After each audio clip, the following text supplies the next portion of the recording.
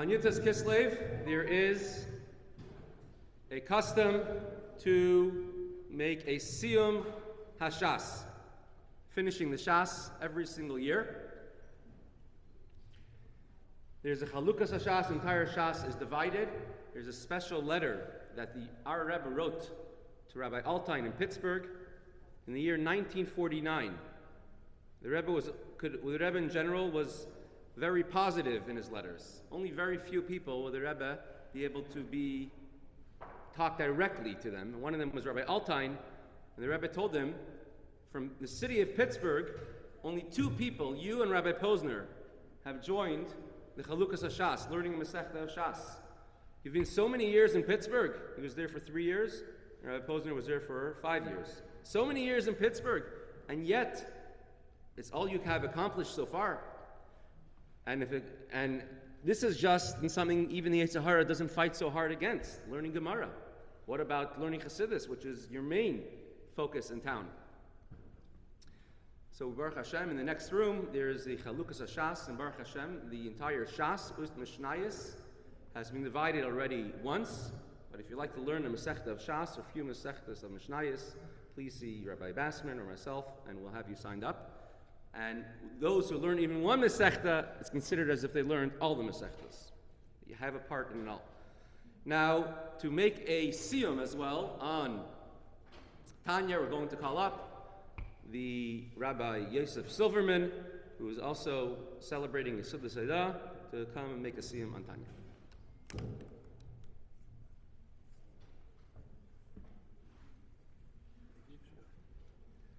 Brief siyum of the Tanya, Baruch Hashem. Is this the mic here? There's the mic. Can you hear me? Okay, good.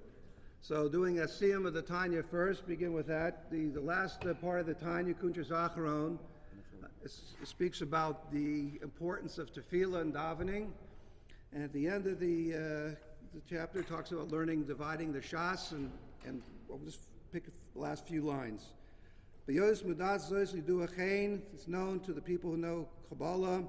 The whole mitzvah yesh panemius chitzonius. Every single mitzvah has a panemius, an internal aspect, and an external aspect. For chitzonius me'Shabbos hu shvisus ma'aseh gashmis, and the external aspect of keeping Shabbos is the physical actions that we stop doing. Kamo Shabbos Hashem asos shemayim v'aretz gashmi, just as Hashem finished making the physical world on Shabbos. Upanemius of Shabbos, but the inner dimension of Shabbos, hi kavana b'tefillah haShabbos, is having the intention, the kavana, and our davening on Shabbos. Ubetalmud Torah, and in Talmud Torah, the main thing, l'davka b'Shem echad, to cleave to God, to Hashem echad. K'mishkasu Shabbos l'Shem l'kecha, so he b'chines zochor. Keeping Shabbos will be dedicated to Hashem, your God. And that's the aspect of Zachor v'Shamor, keeping Shabbos, remembering Shabbos. And what's the guarding things you don't do? It's stopping speaking about physical matters, worldly matters.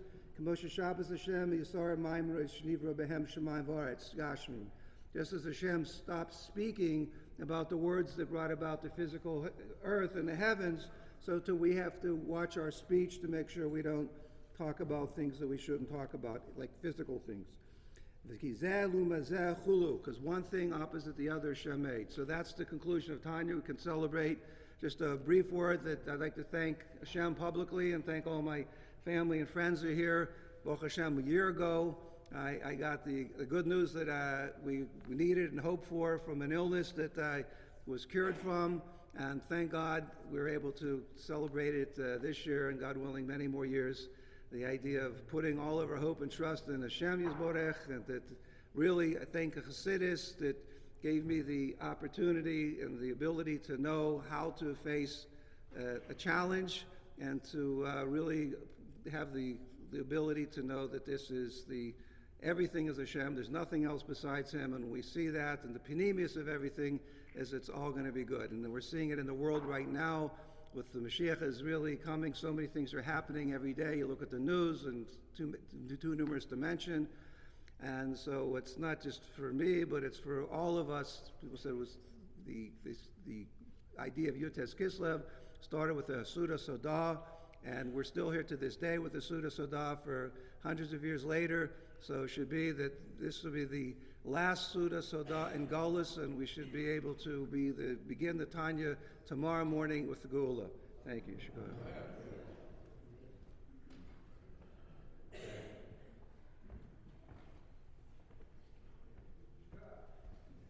Mr. Koyach, Rabbi Silverman, many, many more happy, healthy, Hatzlachadika years. We shall go together with you to Mashiach very soon. I'd like to call upon the Mara de Asra of our community and the head shliach to Pittsburgh, Rabbi Rosenfeld, to come and share with us a few words. Thank you.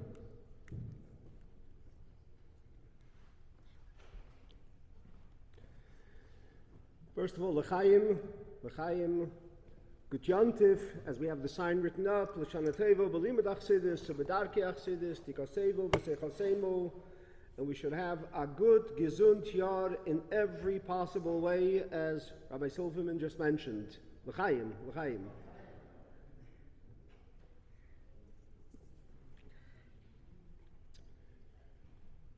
Reb Chaim Itkin just mentioned a letter from the Rebbe that was sent to Rabbi Altein many years ago, in which he wrote about the lack of those participating in Chalukas HaShas back then. But obviously since then, as we heard, there has been the Chalukas HaShas in Pittsburgh, where the whole Shas was divided amongst just the community of Pittsburgh, and this has gone on for several years already. And in Yishem again this year, if anybody wants to participate, I believe it's already done, but if somebody wants to also participate, they can be added to it as well. So make sure to contact either Rabbi Bassman or Rabbi Yitkin to be sure that you're included in it, and then we send it settled to the Rebbe with all the information of all of those that participate in the Chalukas HaShas. It's interesting, I mentioned this letter because there's an end to that letter. Besides the Rebbe writing to Rabbi Altein about the lack of there being more participants in the Chalukas HaShas, the Rebbe also writes something very interesting in that letter. And the Rebbe writes that what the Rebbe would like to see, and this was written way back when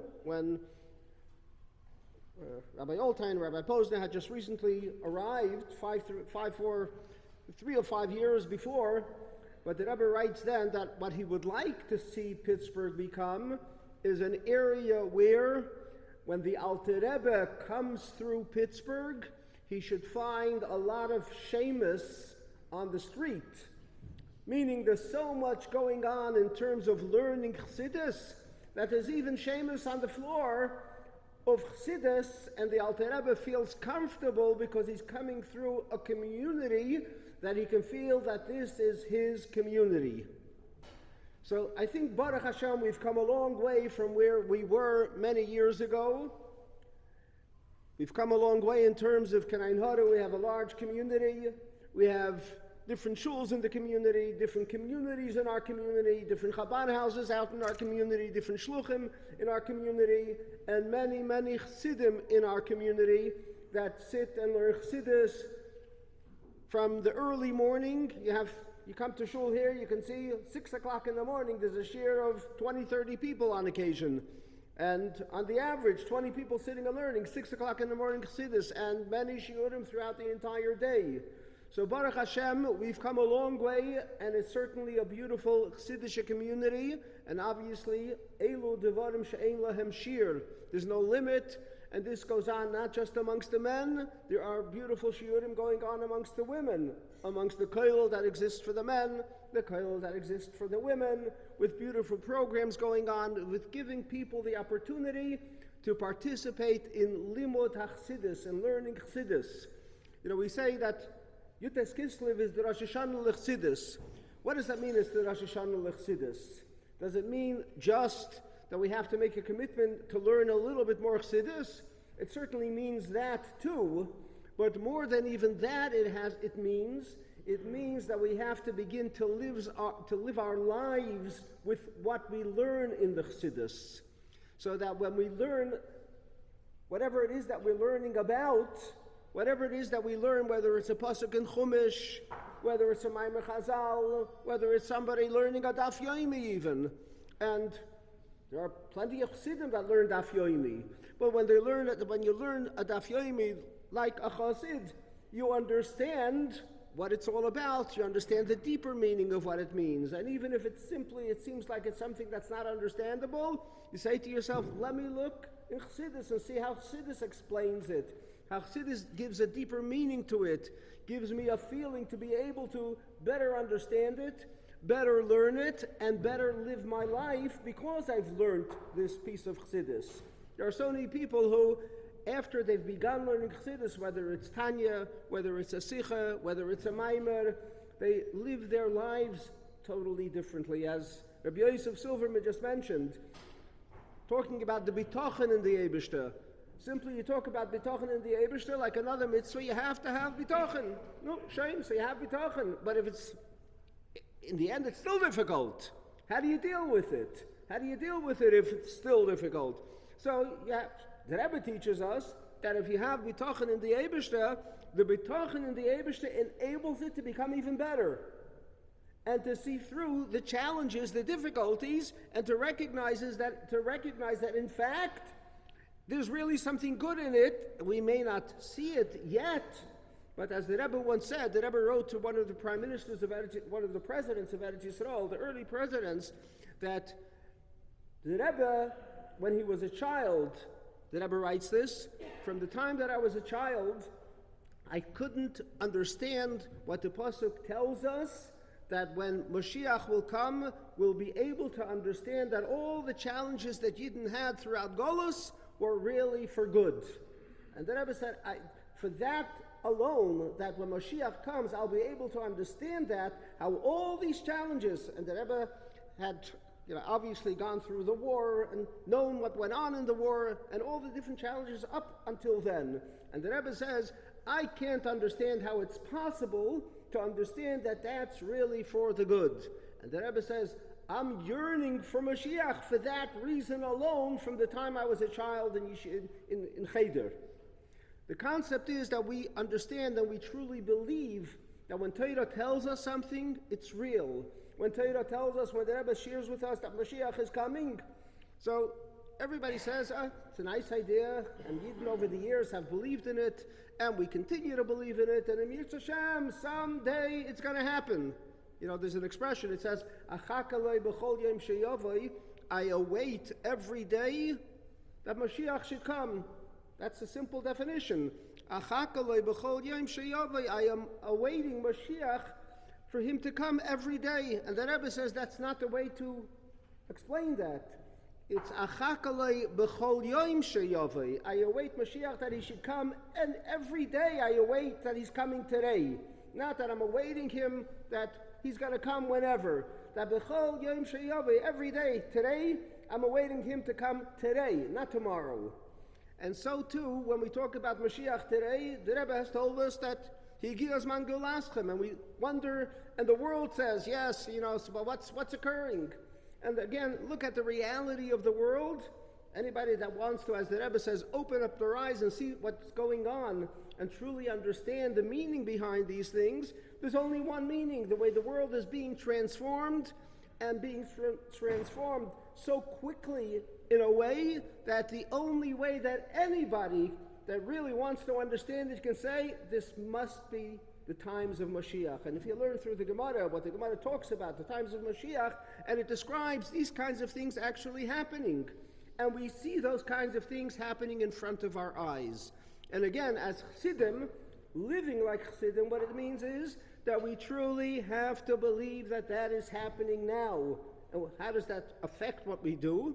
What it means is, as a result of that, let's live like Mashiach. The Rebbe even uses the expression, Mashiach is here. What it means is we have to live our lives like if Mashiach is walking in the door, we're not going to say to Mashiach, hold up a second, let me put on my jacket. I'm ready for you to come in. I'm ready for you. I've done what I need to do. Not give me a chance to do one more mitzvah. I've done that mitzvah. I'm ready to greet you.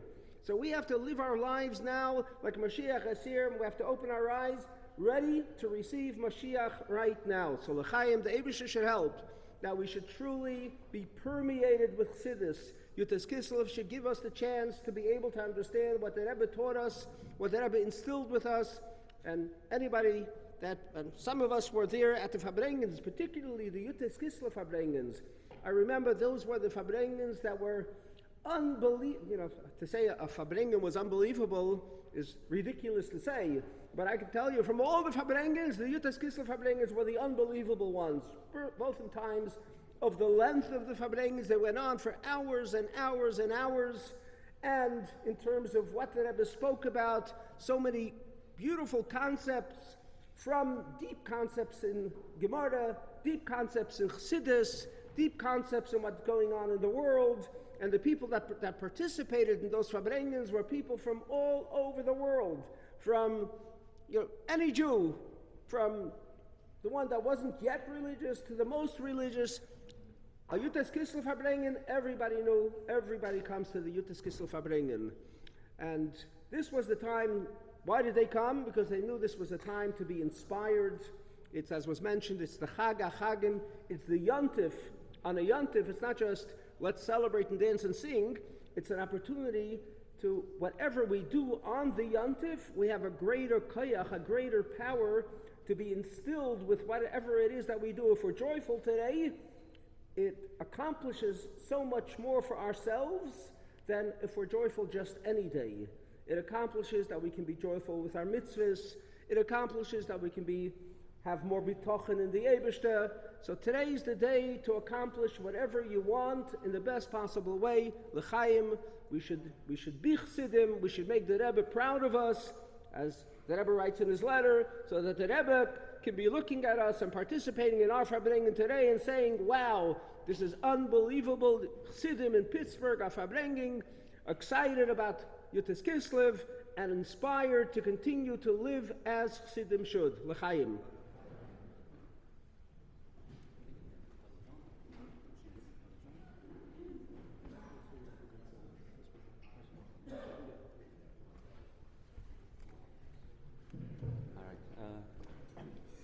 We actually booked a choir that they were coming from New York for tonight's event. Problem was, they're working on Chabad time, and the time they left, they realized they weren't going to make it on time, so we're all going to have to be the choir tonight. So you can help me out to drown out my voice.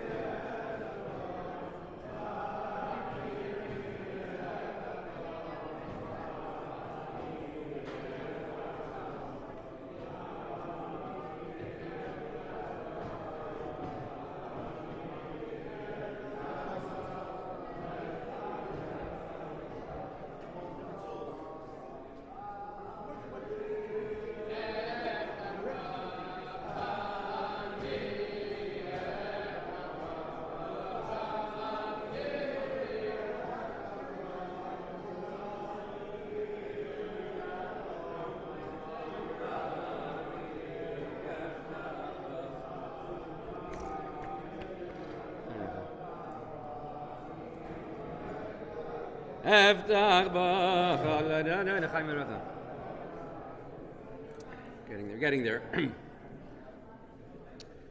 Rabbi Rosenfeld mentioned,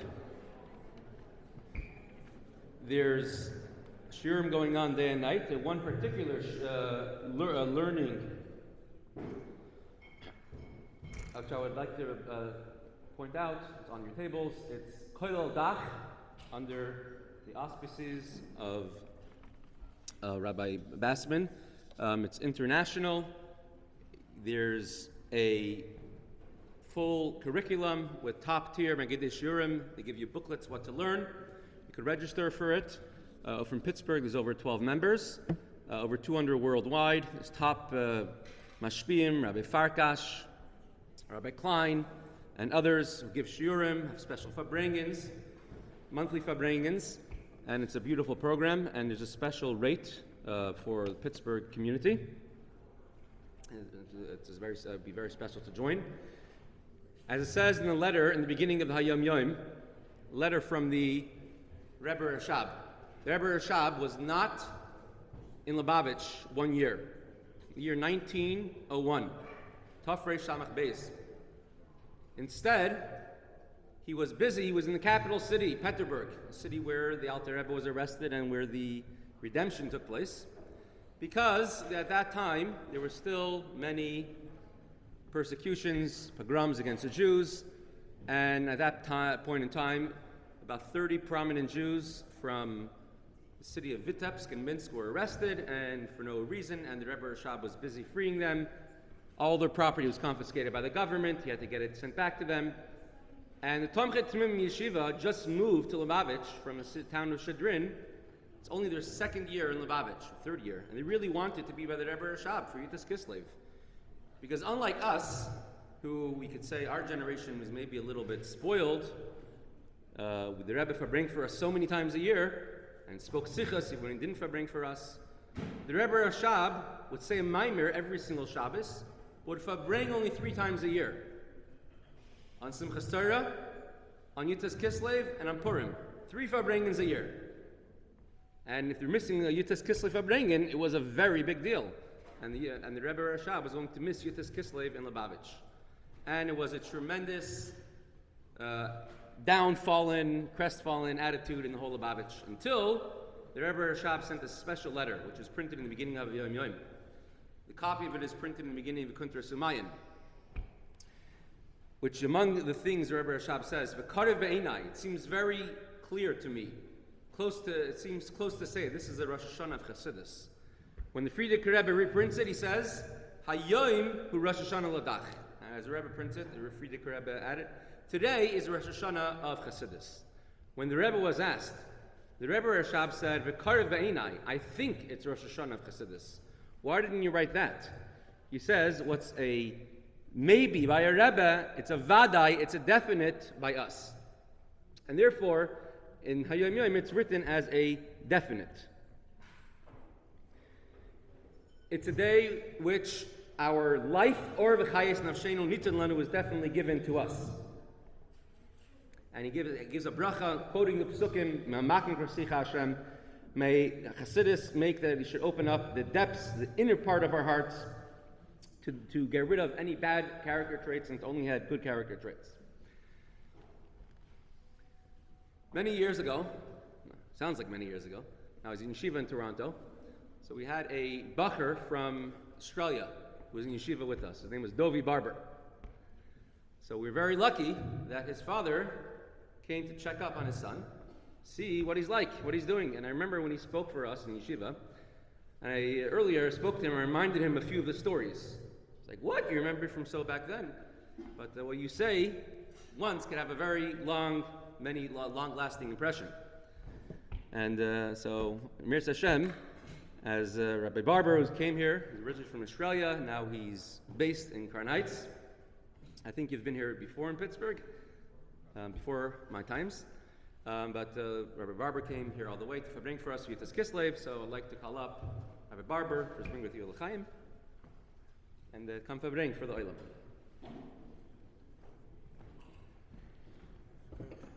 Just make sure you can. This is people online. Just make sure as long as you're visible. As long as I'm visible. Chaim, l'chaim, everyone.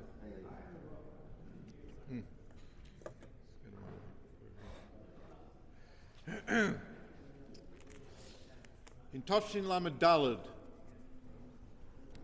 Yud Tes Kislev, 1973, Yom Kippur War had only begun a few months before, and in Kfar Chabad, Reb Mendel Futterfass was Farbengen. And Reb Mendel quoted something that he'd heard from Rabbi Schneur Zalman, one of the great Chassidim. Rabbi Schneur Zalman said, we are well aware of the statement that we should never think that we do it all on our own, but rather everything is, oh, one second, I've touched something here. Whatever, what? All right, just keep on, I think I pressed something here, I don't know. That that our success came from our own efforts.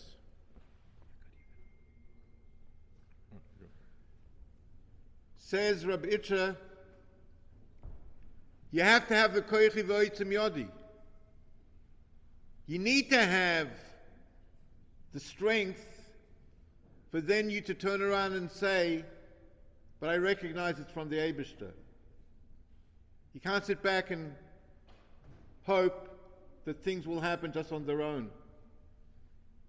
And he went on to say, we know, Chazal tell us, that if somebody comes to cause you harm, hashkem, don't wait for them to attack you, you attack them first. I say this because I'd like to dedicate tonight to a shliach who gave the ultimate price. He was a chayal in the true sense of the word. He was a chayal in Tzahal, Tzva Haganah Yisrael, Cyber Gashbris and Cyber Ruchnius.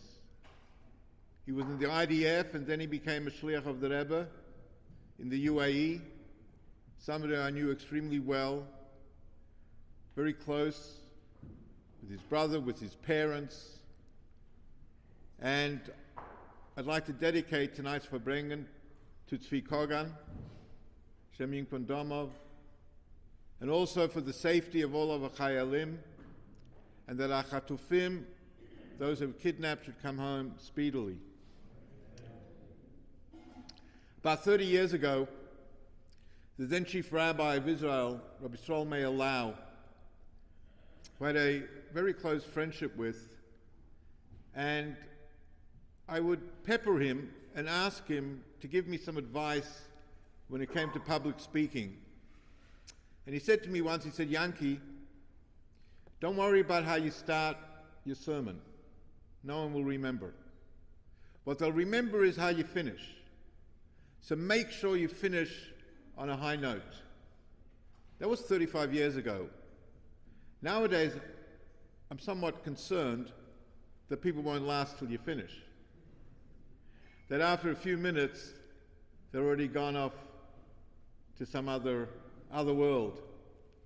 So I'd like to begin tonight with that which I normally would have finished with.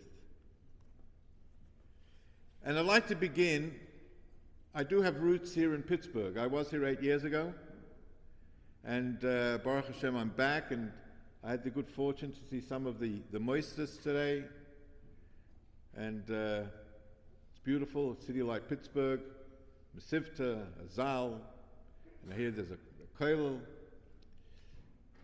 Credit to the Morad Asra, Rabbi Rosenfeld, and to the Kehillah. But my connection to Pittsburgh goes back a little bit more than that, and that is my late wife was a granddaughter of Rabbi Leibush Heber. Some people may still remember him. He was a very well-known individual in this community. His family had a connection and were close with the Rebbe Rashab, the Frierdiker Rebbe, and the Rebbe. So I'd like to begin to share with you a story that I heard from him with the Rebbe Rashab. So his father, Rabbi Yacov Tuvia, they were Alexander Chassidim from Lodz. And when the First World War broke out, as many Polish Jews did, they fled. And he came before the Yom HaNorah and he was looking for a Rebbe. Couldn't go back to Poland. And somebody said, you know, there's this city, a town called Lubavitch, and there's a Rebbe there. So he went. And as I say, the rest is history. He never left. From Lubavitch, when the Rebbe Rashab moved to Rostov, they moved as well. And he had a store on one of the streets of Rostov. And one day he came to the Rebbe Rashab and he said, I need a bracha because I heard there's a pogrom that's about to happen and I'm scared that they're going to destroy my store. So Rebbe Rashab sent two bochrim and their job was to stand outside the store the whole night to protect it. How two bochrim who didn't have AK-47s on them could protect the store from these hooligans and these terrorists, for a better word. I don't know, but they did. And the next day, every single store on that street was destroyed besides that one store where the two bochrim were standing outside. No need to share miracle stories of the Rebbe Rashab, but rather to focus on the two bochrim that they went with Mesiras Nefesh. They stood there the whole night. And we know by the Frierdiker Rebbe as well, there was this concept of Chris's bris, that Frierdiker Rebbe demanded that people should actually give their lives, ad Mesiras Nefesh b'poel, for his shlichus. Our Rebbe, on the other hand, to the best of my knowledge, never ever told somebody that they need to go on shlichus to the extent they may have to, and if need be do, give their lives. But on the other hand, what is unique by our Rebbe was that every single one of us, without exception, is a shliach. Whether you carry the label or whether you don't carry the label, that's what the Rebbe demanded from us. He demanded that each and every one of us needs to be a shliach. You know, in Perek Zayin of Tanya, it's brought down a very famous Maimer Chazal of a great rabbi called Rava, that he was an incredible educator. And the story goes that before he would teach his students, he would say to them a milsa de bedichasa, Trilo Bodcha Rabban, and he would tell them a joke and he'd make them feel good, they'd feel relaxed, and then he would share with them words of Torah. You know, that Rabbeinu Tam, what he would do is he would put gold coins on his table and he would be able to learn better. If I had bitcoins, I'd give them out to you and maybe you'd listen better, but I'd like to share with you, just like Rava did, Bodcha Rabbanon, and weave that in. You know, it reminds me of this guy. He moves into Pittsburgh and it's Erev Shabbos and he wants to get a challah for Shabbos. He goes to the local bakery and he says, how much is a challah? $10, sir. $10 for a challah, it's crazy. Flour and water. Yeah, $5 for the challah and $5 goes to Israel. You know what's going on in Israel at the moment. Okay, what's he going to say? He's not going to give the $10. He gives the $10. Comes back next week and he wants to get a babka cake. How much is a babka cake? That's $35, sir. $35 for a babka cake? Yeah, as I mentioned last week, $15 for the babka and $20 goes to Israel. This is outrageous. Look, if I want to give money to Israel, I know how to do it. I don't have to give it through a bakery. I'm sorry, sir, that's our policy. Comes back the next week, it's just before Shavuot, and he wants to buy a cheesecake. Sees a 7-inch cheesecake. How much is that? It's $100. $100? I know it's Chol of Yisrael, but that's absurd. Yeah, $50 for the cheesecake, $50 goes to Israel. Okay, that's enough. I need to speak to the manager. I said, that's no problem. And the girl goes to the back of the shop, she opens the door and says, Israel, somebody's here to see you. We could speak about Bnei Yisrael, and we can speak about Rabbi Yisrael. And in actual fact, Yud Tes Kislev, Tovshin Chaf Aleph, in 1951, the Rebbe was reflecting on Yud Tes Kislev of Tafresh Pei Aleph, of the Frierdiker Rebbe when he was Farbengen. And the Frierdiker Rebbe at that time said that the Alter Rebbe had Mesiras Nefesh, self-sacrifice, both for the individual and for the tzibur and for the community. And the Rebbe said that these are not two distinct and separate ideas. Somebody who's willing to have Mesiras Nefesh for the individual and somebody who's willing to have Mesiras Nefesh for the community, but really they're one and the same. Because how do you know if somebody's truly sincere that they want to have Mesiras Nefesh for a community? I mean, say to the average Jew, what would you do to save the lives of 1 million Jews? 6 million Jews? Well, of course. But if you want to know if they're sincere, ask them what they would do to save the life of one Jew. Now, it reminds me in the Nuremberg trials, they had on sort of interrogating and on the witness stand a Nazi doctor. And in 1935, he had sent a Jewish doctor from Berlin to be murdered. And he said that if I would have known what the Nazis would do in the years that followed, I would never have sent an innocent Jewish doctor to his death. And the judge from the United States said, sorry, if you were willing to send one innocent man to his death, then there's no difference between one innocent man and 6 million. Which that is exactly the same idea. Save the life of one person, it's like saving the life of 6 million. Now, it reminds me, I once heard a very beautiful story.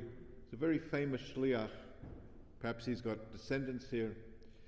Rav David Edelman passed away a few years ago. He was one of the elder shlichus for 50, 60, 70 years.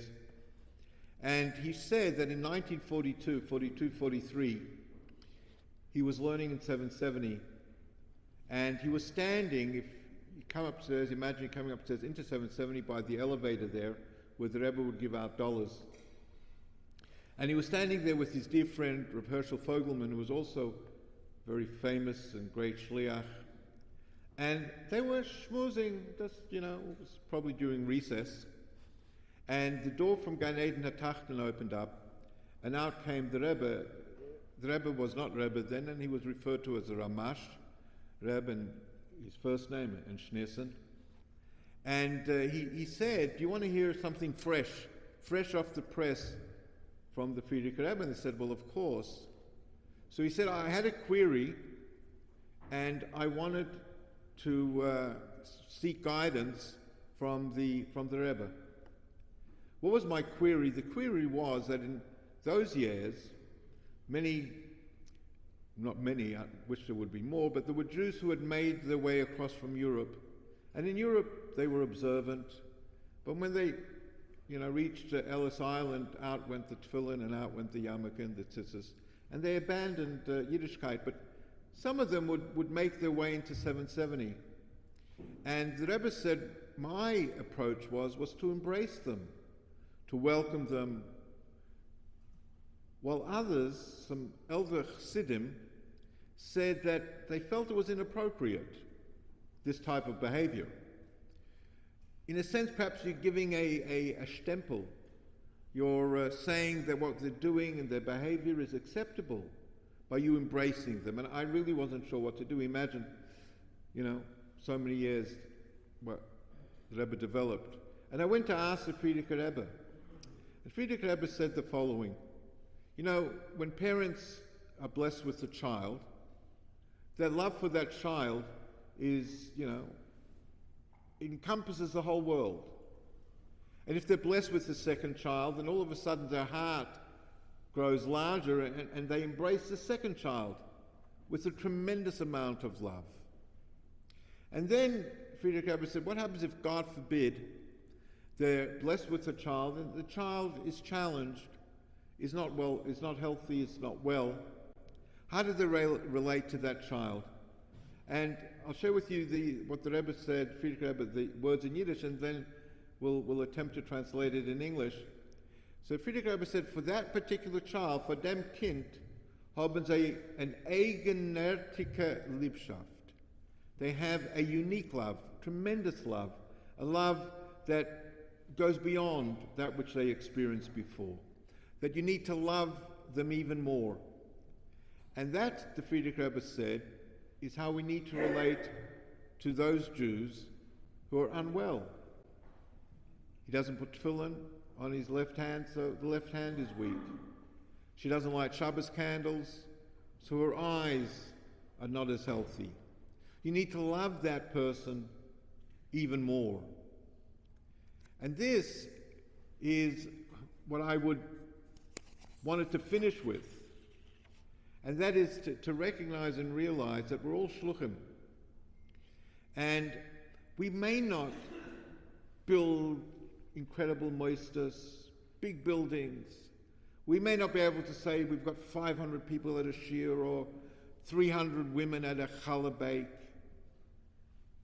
But every single Jew that we impact, one yid at a time, that's what the Rebbe wants from us. To recognize that there is no such thing as a small Jew. It reminds me, and it's quite appropriate that we're still in the era we lost, so to speak. I once said to Ramosha, I said to him that you're like the father of the shluchim. So he said, no, Yankee, the Rebbe's the father of the shluchim. So I said, okay, the Rebbe's the father, you're the feta, you're the uncle. You're the, everyone has that beloved uncle. Your parents don't want to buy something for you, don't want to give it to you. You go to the uncle will slip it, give it to you. I said, Rebbe says, over the feta for the shluchim. I'm referring to Rav Moshe Kotlarski. So let me share with you something that Rav Moshe actually said in Yud Tes Kislev and Chabad. And we've heard the story from him many times, but it's worth repeating. So he was once in New Orleans. They were opening up a new Chabad center there. And he gets a phone call from Rabbi Chodakov, who was the Rebbe's main secretary. And Rabbi Chodakov said that you need to come back immediately back to New York. And he said, why? He said, well, you'll come back, you'll find out.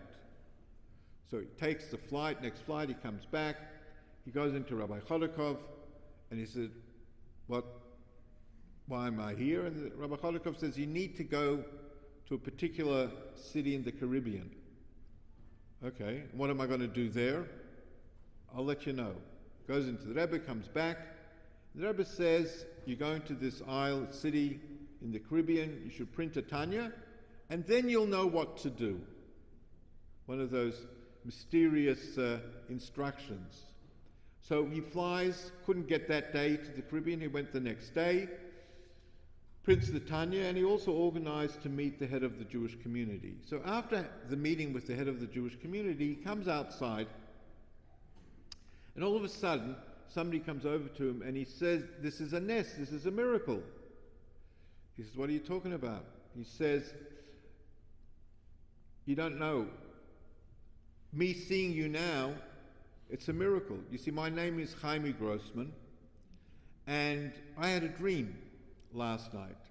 My grandmother came to me in my dream, but let me give you a little bit of background. We came from Europe many, many years before. I was a little child when I arrived, and my grandmother, before she passed away, she said to me, I'm 5 years old, make sure you marry a Jewish girl. Marry at 5 years old, that was the last thing I was thinking about. No, you've got to promise me you're going to marry a Jewish girl. Okay, so I promised I'm going to marry a Jewish girl. And then she says to me, and if you ever have a problem, there's a Rebbe in New York, the Lubavitch Rebbe. You have a problem, just go see him and he will help you. Now, time went on. I did marry a Jewish girl, had a boy. We're not really practicing. My son doesn't really practice. I don't really practice. But he's proud of being a Jew. He goes to school, and in the school, it's a religious school, and when the other students go to church to pray, all the Jewish kids play football outside. But they got a new bishop, and the new bishop said, no, this is totally unacceptable. Why kids, they won't want to go pray if the Jews are playing outside. The Jews have to come inside as well. Everyone's got to come in and pray. And my son said, no, he's not going. And he got into altercation with the bishop. The bishop pulled him. Anyway, this kid hit the bishop. The bishop fell to the ground. And as you could imagine, he's thrown out of school. So I don't know what to do. What do I do with my kid now? And last night, my grandmother came to me in a dream and she said, I told you that if you have a problem, you need to contact the Lubavitch Rebbe, and he's going to help you. I didn't even have a chance to do anything, and all of a sudden I see you. You're here. And I could tell, that you look like a Lubavitcher. So Moshe says to him, look, it was just before Purim, come to New York, come to the Farbengen, and then you'll ask the Rebbe what to do with your son. So he comes to New York, comes to the Farbengen, and then he writes a letter to Moshe. And he says to Moshe, look, I don't know if I can write a letter properly. I don't know how to write a letter to the Rebbe. Could you please write the letter for me? And he, more or less, in the letter tells what he would like Moshe to say to the Rebbe. And he signs off that this is written by a small Jew from Karasaya in the Caribbean. Okay. The Rebbe sends out an answer, and the Rebbe said to tell this fellow that every Yid has a neshama, which is a chelik elokam imal mamash, which is part of Hashem himself. And that being the case, there's no such thing as a small Jew. There's no such thing as a small Jew. When we interact with another Jew, what we have in front of us is a giant. We're a giant because we have a neshama, and they're a giant because they have a neshama. And the impact we can have on this particular Jew, one Jew at a time, we have no idea the impact that it can have. This was all an introduction, just in case you would have missed the ending. But now let's go back to the beginning. And as everyone got up here, everyone began by saying, as it's written on this wall there, I don't know how, either had a ladder or somebody climbed over from the other side, like he didn't ask me to do it. Good Yom Tov. We all say Good Yom Tov. I'd like to ask a question. Why? Why is Yud Tes Kislev Yom Tov? Now, if you say, well, the audacity of even asking such a question, I want you to know that the Gemara is 2,500 pages of questions. Why do we keep Shabbos? Why? Take nothing for granted. Always ask. So my question is, why is Yud Tes Kislev a Yom Tov? So perhaps we, our generation, we can best understand it by comparing Yud Tes Kislev to our own Yud Tes Kislev, which is Rosh Chodesh Kislev.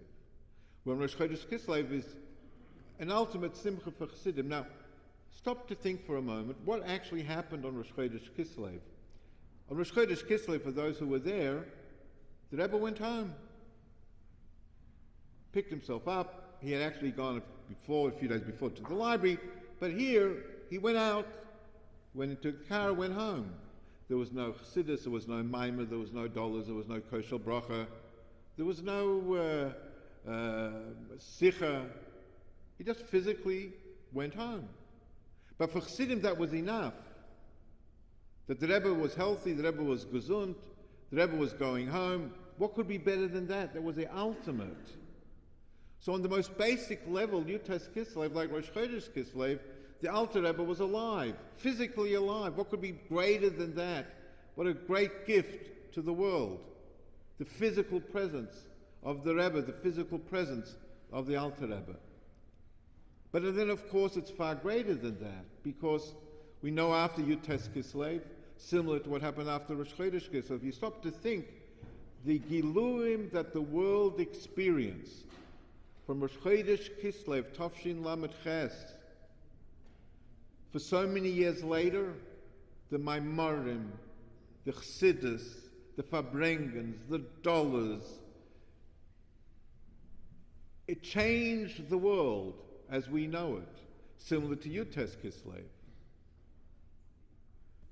Far Pittsburgh and noch Pittsburgh. So therefore, Yud Tes Kislev is a Yom Tov. We say, good Yom Tov. But now the ultimate question is,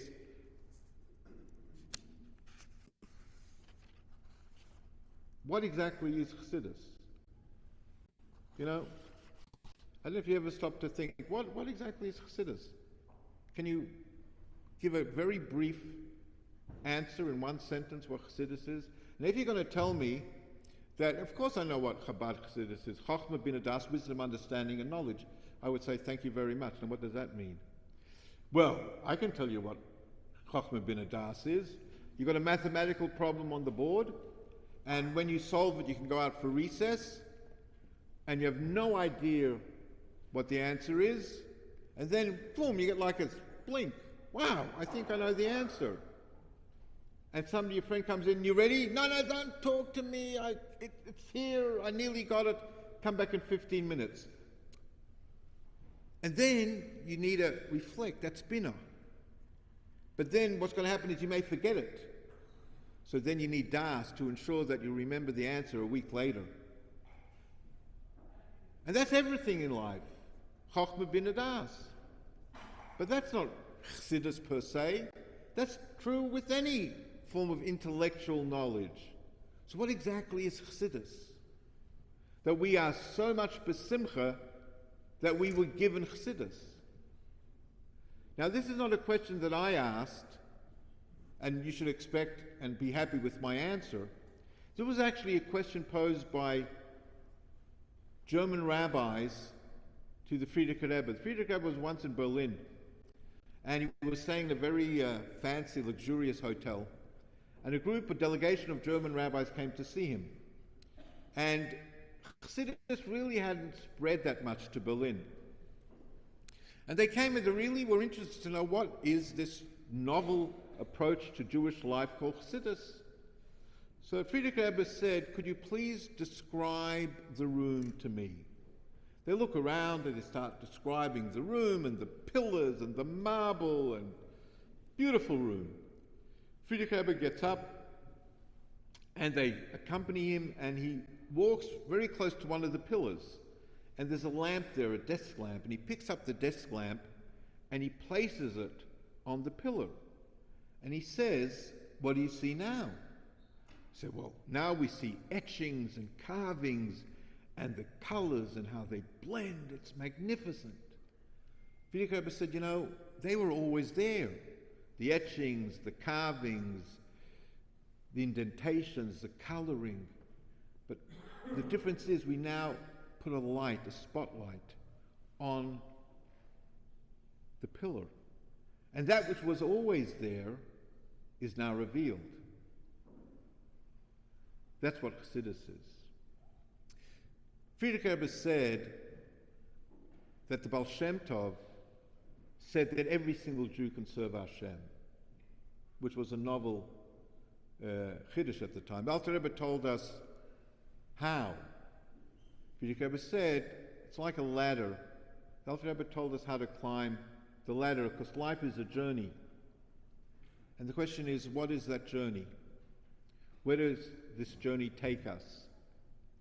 What does Chassidus try to accomplish? So I'd like to share with you an insight into Chassidus, because this is Yud Tes Kislev, Rosh Hashana of Chassidus, so we should speak some Chassidus. And I had the pleasure, good fortune of speaking to the boys in Zal. And as I said to them, I'm going to share something with you now, but don't leave. Because if you leave now, I'll get a terrible name. I said to them, don't learn Chassidus. Huh?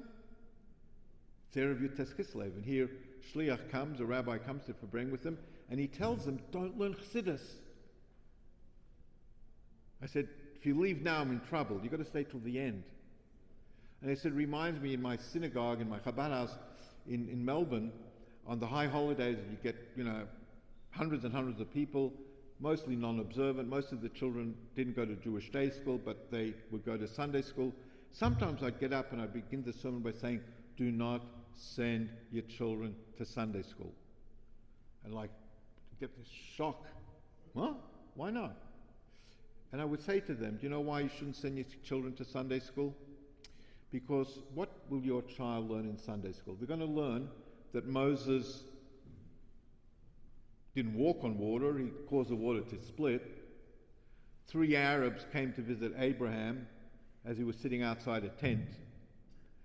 And then, when they reach 19, 20, 21, 22 or 30 and they've got challenges with life, where are they going to turn to for help? The last place they're going to turn to is to Judaism, because Judaism tells them about 3 Arabs who need to get their feet washed. It's not going to answer life's problems, but if they never go to Sunday school, then maybe, just maybe, they'll say, do you know what? I'm a Jew. What does Judaism have to say about my issue? And the same thing I said about Chassidus. The trouble is, when we learn Chassidus, we look at Chassidus as being, a study, it's intellectual, lahavdil, it's like anatomy, or it's like astrology, or geometry. It's intellectual, but it has nothing to do with me. It doesn't impact me. It has no bearing on my life. It's not going to change me. And that's the problem. We don't realize what Chassidus really is. And that's why I said, don't learn Chassidus, meaning say, don't learn Chassidus the way that we think that we are learning Chassidus, but rather realize that Chassidus is a roadmap. It's a life roadmap of how we need to lead our lives. And what I want to do, I want to share with you, again from the Rebbe, about Chassidus. And I shared this at another Chabad house, and the next day was over Shavuos. The next day, a typical Jewish bubba stopped me. She was an ex-police officer, covered in tattoos, so she's the, typical Yiddish bubba. And she says to me that, Rabbi, I have suicidal tendencies, but after what you said last night, you gave me a new perspective on life. And she got emotional, and so did I, because more often than not, you think you're speaking to the brick wall, but it looked like somebody was actually listening. And I'd like to show you how Chassidus gave her a different approach and understanding of life and helped her in her battle with these suicidal tendencies. Can't go through all of it, time doesn't permit, but we're going to do a little bit. Every single person needs a mission statement. Every business needs a mission statement. And if your business has a mission statement, then you need to have a mission statement. Does anyone here have a mission statement? What is the Jewish mission statement? Do Jews have a mission statement? I would venture to suggest that we do. The mission statement we have is, every morning when we wake up, before we put our hand out to grab our cell phone to make sure the world is still standing, it's still in existence, we actually say a prayer. We say Moedani. And that, I would like to humbly suggest, is the Jewish mission statement. You know what's interesting? Somebody once asked the Rebbe's mother, Rebbe Tzimchana, what is your son's favorite prayer? What's his favorite? It's a good question. She said, I don't know, but I'll ask him. And you know what? the answer response was? Moidani. So what I would like to do now is, based on the Rebbe's teachings, I would like to take the Moidani and I want to show you what Chassidus does to the Moidani. On a very basic level, when you wake up in the morning, what is the theme and the message of Moidani? We're thanking Hashem for what? Anyone? What are we thanking Him for? Oh, good. Glad you're not in my class. Yo, come on. You say it every morning. What are you thanking Him for? Thank you. Yo. Top of the class. Beat the buzzer. We thank Him because we're alive, which is a good thing. We heard before, I would imagine, that, I used to have elderly members in my congregation after morning davening shachris. I say, Bob, how are ya? Australian, that's how we talk. Rabbi, walk to synagogue, walking home, it's a good day. The fact that we're alive is a wonderful thing. I remember I was 48 at the time in Melbourne. I was involved in Czarist, and I had gone into the kosher butcher store to check out the hashgacha. People say that could have been the reason. Later on, I realized while I was in the butcher store, I actually had a heart attack, probably because I saw the price of kosher meat. And so I ring up my late wife and I say, I don't feel good. And we're going to America the next day because my son's about to become a chassan. She said, you know what, maybe come home, rest up. Do you want me to pick you up? I said, nah, okay. Anyway, I get into the car, and around the corner there's this hospital, a good Catholic hospital where all the Jews go. So I park my car, make sure I won't get a ticket, and I walk in, and they have emergency, and I say, I think I'm having a heart attack. So she takes my pulse, which I now realized that you can't tell if you have a heart attack taking pulse, and she said, no, you're not. I said, okay. But since in Australia the health system works a little bit different, since it's a private hospital and I'm a private patient, so they'll make money off me, they admitted me. So there I am, 4 or 5 hours doing battery of tests. Cut a long story short, I actually did have a heart attack, spent 10 days in hospital, and then I left, and when I went out of the glass doors, became rather emotional. 10 days before I came in with a heart attack, young guy, and now I'm able to go home. 5 weeks later, I went to visit a congregant of mine in the same hospital. It was a bit eerie, the feeling. And then I walked out of the hospital. And then I said to myself, Yankee, you just walked out of the hospital. The last time you walked out of this hospital, you were very emotional, and you were thanking Hashem you're alive, and now you take it for granted. So what I did was I actually went back inside. Anyone who saw me must have thought I was nuts. I walked back inside, stopped, reflected, and walked out and thanked Hashem that I'm alive. So on a very basic level, Moida Ani is saying, thank you that I'm alive. What does Chassidus do? You know what Chassidus does to the Moida Ani? Or v'chayis, as the Rebbe Rashab says, it illuminates and it gives it vitality, it gives it life. Let's go through to the Moida Ani. What's the key word? We don't say thank you Hashem that I'm alive. We say thank you Hashem that you gave me back. Nishma. Phew. Lucky we don't have a choir here going. You got to finish off. You got to finish it off. Nishma. Thank you. Nishmati. He gave me back my neshama. Do you know what that means?